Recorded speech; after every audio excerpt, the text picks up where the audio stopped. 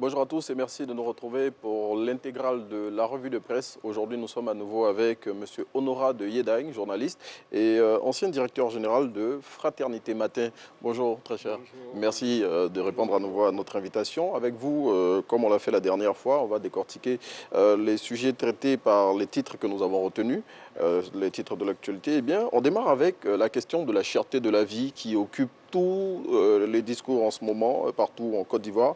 Et le Premier ministre, aujourd'hui, va rencontrer les associations de consommateurs.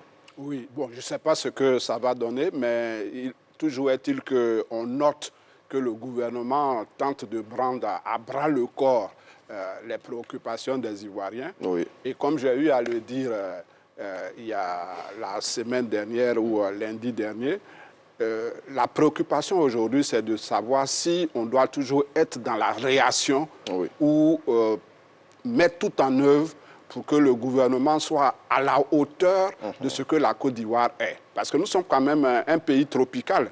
Et dans un pays tropical, il n'y a pas de raison que notre dépendance alimentaire soit au niveau où cela l'est pour la Côte d'Ivoire. Mais en tout cas, en attendant, puisque vous avez parlé de réaction, le chef du gouvernement, selon l'expression, va rencontrer les associations de consommateurs pour essayer de voir ce qu'il faut faire dans l'état actuel des choses, bien pour soulager les populations. Oui, on espère que cela va aboutir à des solutions efficaces, surtout au bénéfice des plus pauvres. Oui. Voilà, ils en ont besoin. Déjà, on connaît la situation désastreuse de ces populations-là. Et quand on y ajoute une cherté de vie, on comprend bien qu'ils sont dans l'incapacité même de s'en sortir. Mais en tout cas, cherté de la vie qui concerne toutes les couches de la population, hein, parce que sur les marchés, dans les grands commerces, eh bien, certains produits de grande consommation ont vu leur prix prendre l'ascenseur. En tout cas, comme l'a dit notre invité, on attend de savoir ce qui va se passer au cours de cette rencontre et on est sûr et on l'espère en tout cas que le gouvernement va apporter les réponses adéquates à cette situation. On parle d'un autre sujet, Honora de Yedagne, avec vous. Celui-là, il est traité par l'Inter. L'Inter qui parle de l'aménagement du président de la République dans un nouveau palais. Tout le monde l'a vu, hein, au plateau, il y a un bâtiment qui est sorti de terre, tout vitré, et l'Inter nous dit que le chef de l'État va y aménager très bientôt. Oui, ça sera une fierté en termes de vitrine pour la Côte d'Ivoire, qu'il y ait un nouveau palais et que ce palais-là soit flambant neuf, comme c'est le cas. Mais est-ce qu'aujourd'hui, c'est ce dont la Côte d'Ivoire a le plus besoin? Ça, on peut s'interroger. Mais je crois quand même que ce sont des édifices pour l'histoire et donc pour le futur. Et je crois que demain, dans 50 ans, nos enfants seront fiers de savoir que nous nous sommes donné les moyens de donner une image positive de notre pays. Mais en tout cas, bon, demandez si on en a besoin à ce moment. L'actuel palais, du plateau, il est vieux quand même. Hein, donc oui, mais l'urgence aujourd'hui pour la Côte d'Ivoire, je ne sais pas comment l'expliquer au chef de l'État. L'urgence de la Côte d'Ivoire, ce n'est pas de monter des monuments, des cathédrales à Abidjan. L'urgence aujourd'hui, c'est de faire de Yamoussoukro la capitale de la Côte d'Ivoire. D'autres pays l'ont compris et l'ont fait et ne sont pas confrontés aux problèmes auxquels nous sommes confrontés. La preuve, pour me faire venir à une émission comme la vôtre qui démarre à 7 h, vous me demandez d'être là à 6h25 et l'argument, c'est de me dire qu'il y a des embouteillages. Bon, ça, c'est le propre de toutes les métropoles. Non, c'est le propre de toutes les métropoles, mais je veux dire que on a la capacité aujourd'hui en Côte d'Ivoire d'atténuer ces souffrances que tout le monde subit chaque matin, parce que quel que soit le nombre de ponts qu'on aurait construit, qu'on construira à Abidjan, ça ne changera rien aux questions d'embouteillage et autres. Parce que le problème n'est pas à ce niveau-là. Il faut penser à doter la Côte d'Ivoire de régions qui sont suffisamment capables d'endiguer ces fléaux que nous connaissons. Mais en tout cas, on imagine que le gouvernement y travaille. En tout cas, cette question-là, elle doit forcément être sur la table du gouvernement. En attendant, le président de la République, il va aménager bientôt dans le nouveau palais, selon l'Inter. Et l'Inter aussi qui parle de ce remaniement ministériel qui est toujours sur la table, pour lequel il dit qu'entre 11 et 15 ministres pourraient sortir du gouvernement, si c'était le cas. Oui, c'est un turnover important. On peut juste se poser la question de savoir pourquoi ils partent. On ne nous le dira jamais. Parce que... bon, en fait, rien n'est sûr encore. Hein, on est encore dans les suppositions. Si nous sommes dans les spéculations, restons dans les spéculations. Oui. Mais ce qu'on note, c'est qu'on fait entrer des gens dans un gouvernement et ils n'ont pas un devoir d'inventaire. Hein, on les laisse partir sans savoir ce qu'ils ont fait et pourquoi ils partent. Voilà. Et on recommence avec d'autres. Et je pense que ce n'est pas un signe de bonne gouvernance. Je pense que les gens ont le devoir de rendre compte aux populations. Et donc, quand on nomme quelqu'un, on doit bien savoir ce qu'il a fait, ce qu'il n'a pas fait et pourquoi il s'en va. Ben, en tout cas, en attendant, l'interne nous dit que entre 11 et 15 ministres pourraient sortir de l'actuel gouvernement. Selon l'interne, le chef du gouvernement a à cœur de réduire l'effectif gouvernemental à 30 personnes. On parle d'autre chose, hein, Monsieur Honora de Yedeng, et on s'intéresse au dialogue politique qui connaîtra une autre phase aujourd'hui. D'accord. Sur le dialogue politique, j'ai donné mon avis. Je trouve que la préoccupation de la Côte d'Ivoire, l'enjeu, le défi auquel la Côte d'Ivoire est confrontée depuis Oufoué, hein, ce n'est pas quelque chose qui date de maintenant, c'est le fait qu'on ait tout fait pour que les ressources économiques soient transformées en ressources politiques, hein, au nom de la paix, au nom de la stabilité. Et cette pratique-là, ce choix-là, nous a conduit à créer des conditions qui favorisent la corruption, qui favorisent la culture de l'impunité. Résultat, nous sommes dans une situation qui fait que ce pays-là, le plus grand mal, c'est la corruption qui gouverne la société ivoirienne. Quel est le rapport avec le dialogue politique?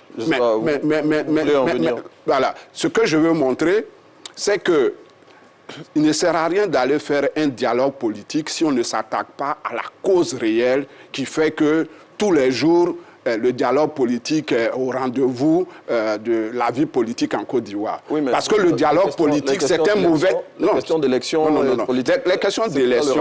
Les questions d'élection peuvent être réglées simplement. L'état de droit. L'état de droit. Or, tout le monde fait la politique en Côte d'Ivoire pour s'enrichir. Et donc, personne ne veut de l'état de droit, personne ne veut de la démocratie, parce que l'état de droit, la démocratie, ça veut dire quoi? Ça veut dire que la justice prend la main. Vous ne vous êtes jamais étonné qu'en 60 ans d'existence, aucun ministre en Côte d'Ivoire n'ait fait la prison. Vous n'êtes pas étonné qu'en 60 ans d'existence, aucun chef d'État n'a été poursuivi par la justice. Voilà. Donc ça montre bien que ça, ce sont les préoccupations que... C'est ce que j'appelle le consensus ivoirien. C'est-à-dire que toute la classe politique est d'accord pour se donner les moyens d'échapper à la justice. Et donc, quand on accepte ce principe, ce paradigme-là, il va sans dire que tous les jours, il y aura de la guerre pour accéder au pouvoir. Non, en tout cas, on n'espère pas que ce soit le cas. Hein. Aujourd'hui, on parle du dialogue politique. Et pour ce dialogue politique-là, le sujet qui sera à l'ordre du jour aujourd'hui, eh bien, c'est celui des élections. Faire en sorte que les élections se déroulent dans un climat apaisé et qu'on trouve les voies consensuelles pour y parvenir. Monsieur Honora de Yedeng, vous avez des traitements assez pertinents. On continue de parler de politique et cette fois, c'est avec le RHDP qui sera en conclave très bientôt. Ce sera ce lundi, le lundi qui arrive là.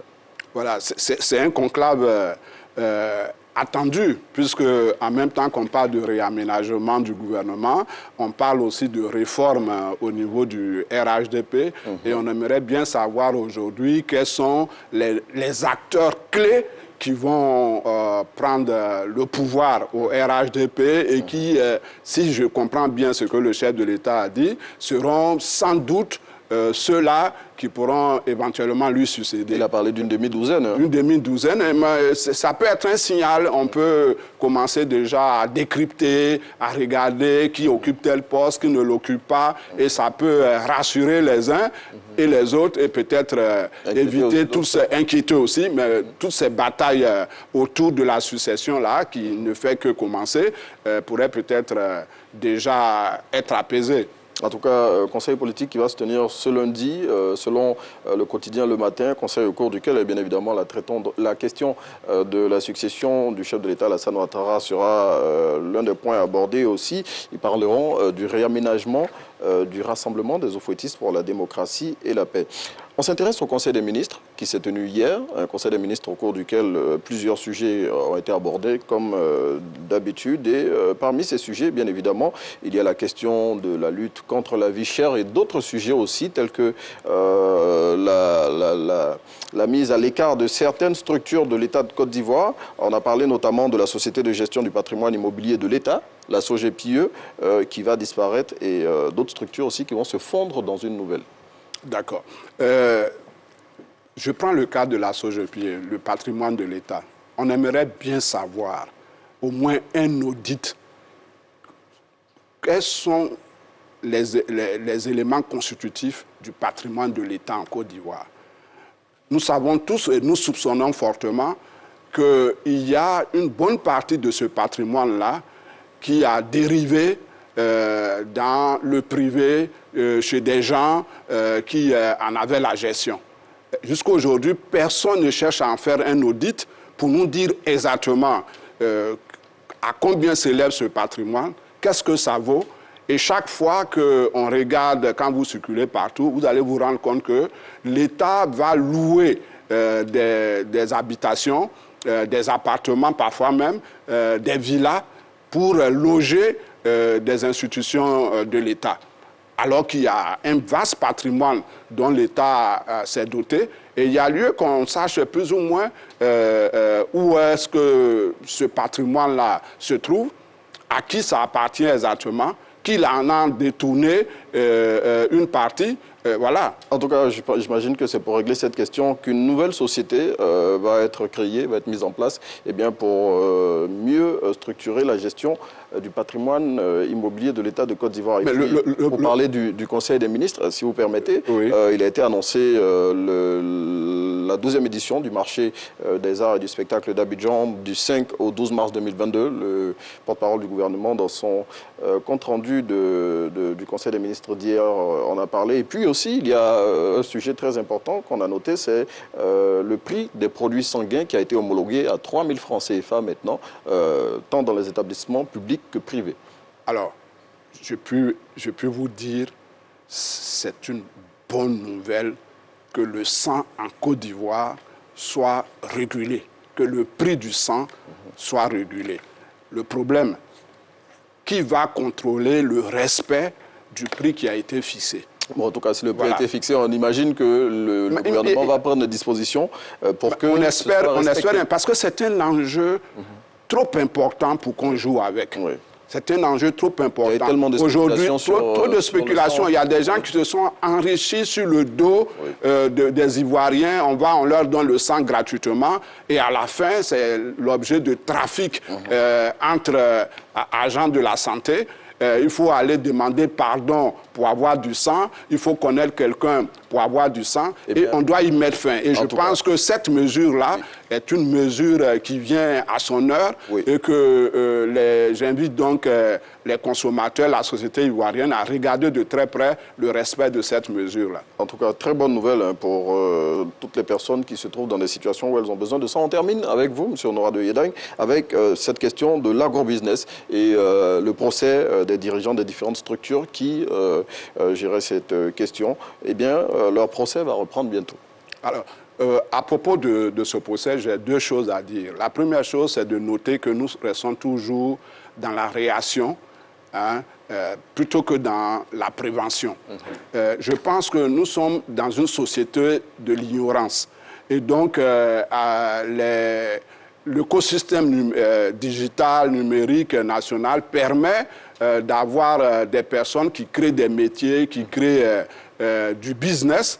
Mais il faut que l'État soit capable de regarder de très près avant que les conséquences aussi désastreuses que celles que nous connaissons se produisent. En tout cas, voilà. Il faut anticiper. Oui. Il faut un système d'alerte. Dès que sur les réseaux sociaux, il y a une société qui émerge, on doit pouvoir dire c'est bon, on peut y aller, ou bien on doit immédiatement y mettre fin, en tout cas, que les gens ne soient pas grugés. La question a été traitée et le 10 mars 2022, eh bien, le procès des dirigeants des structures d'agro-business reprendra. Merci, Honorable de Yedag. On sentait que vous aviez beaucoup de choses à dire. Hein. Merci en tout cas pour vos analyses pertinentes. Et nous, on s'arrête ici pour l'intégrale de la revue de presse. Je rappelle, Honorable de Yedag, journaliste et ancien directeur